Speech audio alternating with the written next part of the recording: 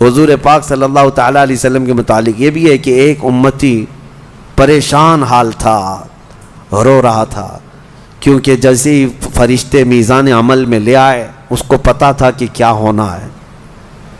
اعلیٰ حضرت نے اس کا پورا نقشہ جو ہے ایک نعت میں کھینچا ہے۔ وہ نعت پورے اشعار مجھے یاد نہیں، لیکن سنو گے تو پورے قیامت کا منظر اس میں ہے۔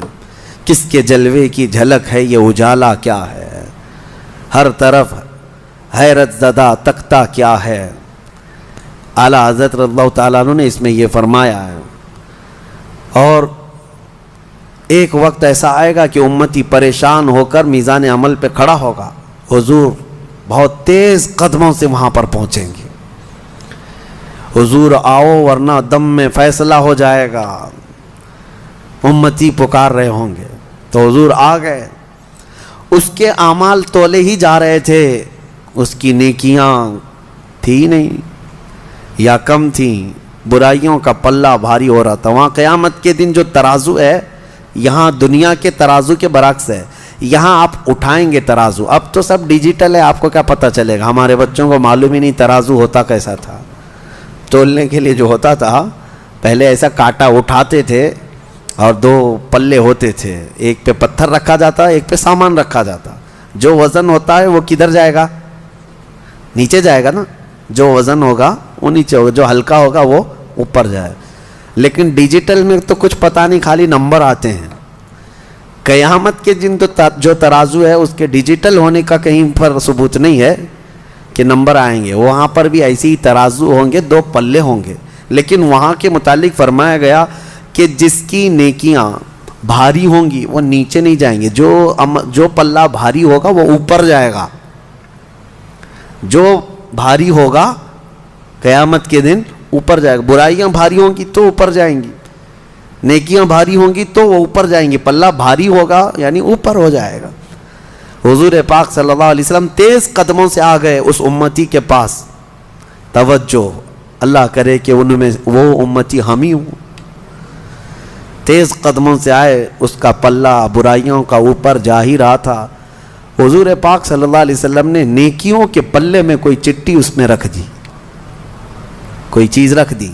اچانک اس کی نیکیوں کا پلہ بھاری ہو گیا اور فرشتوں نے کہا جا فلاں بن فلاں، تجھے جنت کا پروانہ سنایا جا رہا ہے۔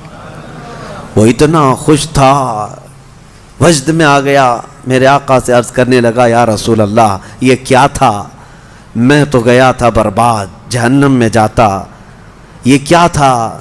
نبی پاک صلی اللہ علیہ وسلم فرماتے ہیں یاد ہے ایک رات سب سوئے تھے، تو تنہا بیٹھا تھا، سب سوئے تھے اور رات کو تو تنہا بیٹھا اور دل سے یاد کرتے ہوئے مجھ پر ایک بار درود پڑھا تھا، وہ میں نے محفوظ کر لیا تھا تیرا درود، وہ آج یہاں لا کر پلے میں رکھ دیا، وہ سب سے بھاری ہو گیا۔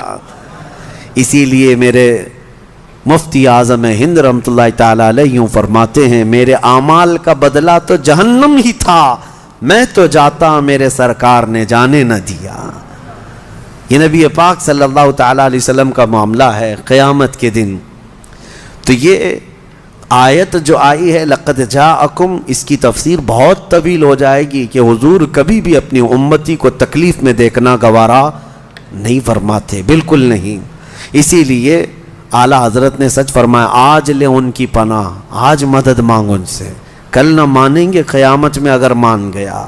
حضور کے ہو جاؤ، حضور تمہاری یہاں پر بھی دیکھ بھال کر رہے ہیں، عنایتوں پر عنایتیں اور وہاں پر بھی عنایتیں ہیں۔ اللہ کریم ہمیشہ ہمیں جلوہ رسول میں رکھے۔ اور آج ہم نے جو سورہ تلاوت کی، مین جو سورہ تھی وہ سورہ یونس ہے، جو 11ویں پارے کا اہم سبجیکٹ ہے۔ میں تو سورہ توبہ کی آخری آیتیں بیان کرتا رہ گیا، تقریباً پونا پارہ تک تو سورہ یونس ہے۔ حضرت یونس علیہ السلام اللہ کے ایک نبی ہیں، ان کے زمانے کا تذکرہ موجود ہے۔ ان کی قوم سرکش ہو گئی تھی اور وہ بتوں کی پوجا میں لگ گئے۔ حضرت یونس علیہ السلام انہیں ڈراتے رہے اور پھر ان سے کہتے رہے کہ اللہ کا عذاب آ جائے گا، باز آ جاؤ۔ وہ مانتے نہیں تھے۔ پھر ایک دن ایسا ہوا کہ حضرت یونس علیہ السلام نے اللہ کی بارگاہ میں عرض کر دی کہ مولا میری امت اب نہیں مانتی، میں تیری بارگاہ میں التجا کرتا ہوں کہ تو ان پر عذاب بھیج دے۔ سنے لوگوں نے، پھر بھی آئے نہیں، اور یہ دعا کی، اور حضرت یونس گاؤں چھوڑ کر چلے گئے۔ نینوا ان کا گاؤں ہے، عراق میں آج بھی وہ گاؤں کا نام ہے نینوا۔ حضرت یونس علیہ السلام جب وہاں سے نکل کر کے چلے گئے، اپنی آبادی، اپنی بستی، اپنی امت کو چھوڑ دیا۔ پھر جو امت ہے حضرت یونس علیہ السلام کی، انہوں نے دیکھا بڑے بوڑھے لوگ سب جمع ہوئے اور کہا کہ دیکھو حضرت یونس ہمیں ڈراتے رہے، بعض ہم نہیں آ سکے، وہ خدا کی طرف بلاتے رہے، لیکن وہ ہمیں عذاب کی دھمکی دے کر گئے۔ دیکھ لو آج یونس علیہ السلام گھر پہ ہیں یا نہیں ہیں، اگر وہ نہیں ہیں تو اس کا مطلب عذاب آ سکتا ہے۔ تو لوگوں نے جا کر کے دیکھا حضرت یونس علیہ السلام نہیں تھے، تو وہ سب کے سب ڈر گئے، ڈرے اور سب میدانوں میں آنے لگے۔ اسی وقت دیکھا بدلیاں چھا گئیں، دھواں اٹھنے لگ گیا، اور دور دراز سے ایک بہت تیز دھواں اس شہر کی طرف آنے لگا۔ پہلے کے عذابات ایسی ہوتے، ابر چھاتا تھا، کالی بدلیاں آتی تھی، سب ڈر گئے، سب اپنے اپنے بچوں کو، عورتوں کو، سب کو لے کر میدان میں آ گئے۔ یہ پہلی قوم ہے جس کا ذکر قرآن میں آیا ہے۔ اللہ فرماتا ہے فلولا کانت قریۃ آمنت فنفعها ایمانها الا قوم یونس۔ پہلے کی قومیں جو ہے عذاب آ جانے کے وقت اگر وہ توبہ کرتی، ایمان لاتی تو ان کا معاملہ الگ ہے۔ موت کے وقت جو توبہ کر رہا ہے اس کی توبہ قبول نہیں، یعنی فرشتوں کو دیکھ کر یا آخری خرخرے کے وقت نہیں توبہ قبول ہے۔ لیکن یہ قوم یونس ایسی کہ سب میدان میں جمع ہوئے اور گڑ گڑانے لگے، رونے لگے، اپنے بچوں کو سامنے کیا، اپنی عورتوں کو کیا، سب، اور یوں عرض کرنے لگے مولا اگر تیرے نبی، تیرے رسول یونس علیہ السلام یہاں ہوتے تو ہم ان کے ہاتھ پر ایمان لاتے اور تیری فرمان برداری کرتے، مولا ہم سچے دل سے توبہ کرتے ہیں۔ رب تعالیٰ فرماتا ہے اللہ کو اس قوم پر رحم آیا، آیا ہوا عذاب ٹال دیا گیا۔ عذاب پورا آ چکا تھا، اللہ نے روک دیا کہ یہ عذاب واپس چلا جائے، بچ گئے، وہ پوری قوم بچ گئی۔ لیکن یونس علیہ السلام کے ساتھ کیا ہوا؟ وہ بستی چھوڑ کر کے نکلے اور سمندر کے سفر پر نکل گئے کہ مجھے یہاں رہنا ہی نہیں، بہت دور چلے جانا ہے۔ اس میں کئی چیزیں ہیں، کبھی بھی اپنی قوم سے پریشان ہو کر کے پوری قوم کو تنہا چھوڑ کر کے جانا بھی نہیں ہے، اللہ کو یہ پسند نہیں۔ نکل گئے، کشتی میں سفر کر رہے تھے، کشتی بیچ سمندر میں پہنچی تو ہچکولے کھانے لگ گئی، وہ اب ڈوبی کی تب ڈوبی۔ جتنے لوگ بیٹھے تھے انہوں نے کہا، اس زمانے میں یہ لوگوں کے جو ٹوٹکے ہوتے تھے جانتے تھے وہ لوگ، کہا کہ شاید ہماری کشتی میں کوئی بھاگا ہوا غلام ہے۔ اس غلامی کا زمانہ تھا، کوئی بھاگا ہوا غلام اپنے آقا سے جال سے چھڑا کر کے بھاگ آیا ہے، اور ایسا جب بھاگا ہوا غلام کشتی میں ہوتا ہے تو کشتی ہچکولے کھاتی ہے۔ ان کی یہ تھی اس زمانے کی باتیں تھی۔ سبوں نے ایک دوسرے سے کہا، تو حضرت یونس علیہ السلام اپنے دل میں سوچنے لگے، کہا میں ہی ہوں وہ بھاگا ہوا غلام، میرے رب سے بھاگ کر کے آیا، اللہ کا حکم آیا نہیں تھا، اس سے پہلے میں بھاگ آیا۔ بہرحال اس کے بعد لوگوں نے کہا ہم میں سے کون ہے یہ تو پتہ نہیں، ایک کام کرتے ہیں سب کے ناموں کی چٹھی بناؤ، قرآن اندازی کرو، ایک کو تو کشتی سے اٹھا کر سمندر میں ڈالنا ہوگا ورنہ پوری کشتی ڈوبے گی، پوری کشتی ڈوبے گی، ایک کو نکال کے باہر ڈالنا ہوگا۔ چٹیاں جب ڈالی گئیں قرآن اندازی تو حضرت یونس علیہ السلام کا نام نکلا، لیکن جو ساتھ میں تھے وہ حضرت یونس کی شکل دیکھ کر، ان کے اخلاق دیکھ کر متاثر تھے، کہا اتنا نیک آدمی، اتنا اچھا آدمی، اس کا نام کیسے آ گیا؟ دوسری بار قرآن اندازی کرو، انہیں بچانا تھا۔ دوسری بار چٹیاں ڈالی گئی، پھر حضرت یونس علیہ السلام کا نام ہے، تیسری بار ڈالی گئی، پھر یونس علیہ السلام کا نام آیا۔ حضرت یونس علیہ السلام نے کہا اے لوگو، تم میرے اخلاق سے متاثر ہو، میری وجاہت سے متاثر ہو، لیکن حقیقت میں وہ بھاگا ہوا غلام میں ہی ہوں، میرے رب سے بھاگ کر کے آیا، امت کو چھوڑ کر، اللہ کا حکم آنے سے پہلے میں آ گیا۔ انہوں نے خود اپنے آپ کو سمندر میں گرا دیا، یعنی لوگوں نے سہارا دیا، اور حضرت یونس علیہ السلام جیسے ہی سمندر میں گرے ایک بہت بڑی مچھلی نے آپ کو نگل لیا، مچھلی کے پیٹ میں چلے گئے۔ مچھلی کو صرف نگلنے کا حکم تھا، چبانے کا حکم نہیں تھا۔ اللہ تبارک و تعالی جس کو جہاں چاہے محفوظ رکھے۔ وہ رب ذوالجلال ہے، اس کی کائنات قدرت میں بہت عجائب تمہیں دیکھنے ملیں گے۔ مچھلی نے نگل تو لیا لیکن پیٹ میں جانے کے بعد حضرت یونس علیہ السلام محفوظ رہے اور زندہ بھی رہے، ذکر بھی کرتے رہے، عبادت بھی کرتے رہے۔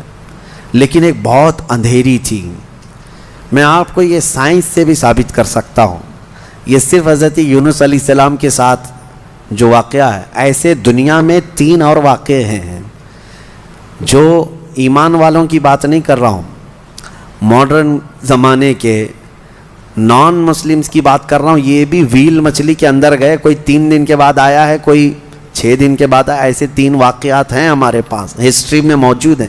صحیح سلامت آئے اور انہوں نے اندر کے حالات بتائے کہ اتنا اندھیرا تھا کہ ہاتھ بھی نہیں دکھتا تھا پیٹ کے اندر۔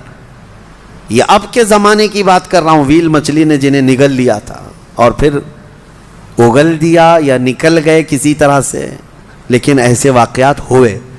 یونس علیہ السلام اندر گئے، اتنا اندھیرا تھا جس میں قرآن میں کہا گیا فنادا فی الظلمات، اندھیریوں میں انہوں نے پکارا تھا۔ وہ مشہور کلمہ ہے حضرت یونس کا جو اللہ کو پسند آیا تھا۔ ان اندھیریوں میں انہوں نے کہا تھا لا الہ الا انت سبحانک انی کنت من الظالمین، کوئی معبود نہیں سوائے تیرے، اے اللہ تجھے بلندی ہو، تجھے پاکی ہو، بے شک میں آگے بڑھ جانے والوں میں سے ہو گیا۔ اپنے لیے انہوں نے یہ کلمہ استعمال کیا۔ اللہ تعالیٰ فرماتا ہے فَاسْتَجَبْنَا لَهُ وَنَجَّيْنَاهُ، ہم نے ان کی فوراً دعا قبول کر لی اور ان کو اس چیز سے نجات دے دی۔ کیا ہوا؟ کئی دنوں کے بعد وہ مچھلی کنارے پر آ کر اگل دیتی ہے۔ یونس علیہ السلام باہر تو آئے، حدیث پاک میں ہے ان کے جسم پر ایک بال بھی باقی نہیں تھا، اتنے کمزور ہو گئے تھے، نحیف ہو گئے تھے کہ وہ کھڑے نہیں ہو سکتے تھے، ہڈیاں جسم کی دکھ رہی تھیں اور اگر کوئی چمڑا پکڑتا تو چمڑی نکل آ جاتی۔ اندر جانے کے بعد مچھلی کے پیٹ میں رہ کر کے واپس آنے کے بعد اب حدیث میں ہے اللہ تعالیٰ نے وہاں ایک بیل اگوایا جو کدو کی بیل تھی، جس کو لوکی کہتے ہیں نا، لوکی شریف۔ یہ میرے آقا صلی اللہ علیہ وسلم کی پسندیدہ سبزی ہے اور حضور پاک صلی اللہ علیہ وسلم نے اس کو یہ بھی فرمایا کہ یہ میرے بھائی یونس کا پھل ہے، کدو، اور اس کو نینوا بھی کہتے ہیں، یو پی میں شاید۔ یہ حضرت یونس علیہ السلام کے گاؤں کا نام نینوا ہے۔ یہ کدو کی بیل اگی اور کدو سیدھے ان کے منہ کے قریب آئے۔ اب یہاں آپ کے یہاں دودھیا بھی کہتے ہیں نا، دودھیا، لمبے والے قسم کی جو لوکی ہوتی ہے یا کدو ہے، کئی نام ہیں اس کے، اس کو آپ کھاتے رہے۔ جیسے ہی اس کو کھائے آپ کے اندر طاقت و توانائی آئی۔ اسی لیے طب نبوی میں کتنی باتیں اب کہوں، شقیں چلتی رہ جائیں گی۔